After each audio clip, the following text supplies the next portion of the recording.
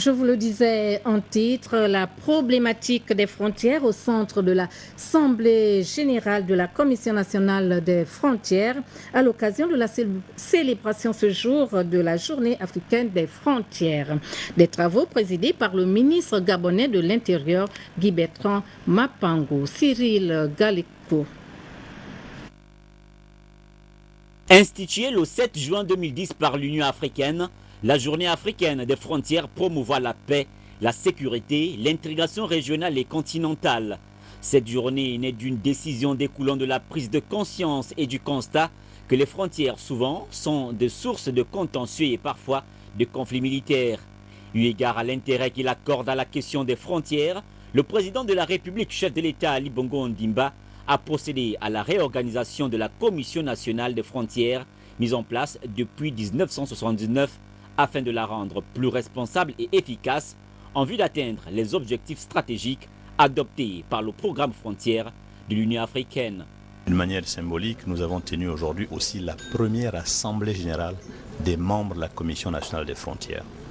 Cette commission existe depuis longtemps, elle a été remodelée juridiquement en 2010 par le président de la République, chef de l'État. Cette assemblée générale est interministérielle. Il y a le ministre du pétrole, le ministre des forêts, le ministre des mines, le ministre des Affaires étrangères. Parce qu'il y a non seulement la question de frontières elle-même, mais il y a des questions, il y a des enjeux économiques.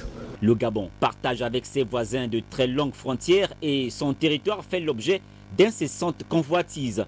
Pour le président de la commission, par ailleurs ministre de l'Intérieur, il est un impérieux devoir pour tout un chacun de s'investir pour la protection de la capitale partant du territoire national.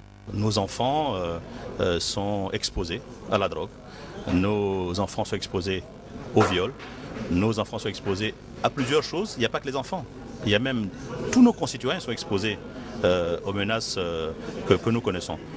Pour y lutter, c'est d'abord nous tous, parce que le relais de la police, c'est la population. Lorsque vous avez quelqu'un chez vous qui vous paraît suspect, dites à la police, appelez la police. Mais si vous le gardez parce que vous avez un pécule à la fin du mois, parce que le monsieur loue chez vous, eh bien, vous êtes en train de garder une menace chez vous.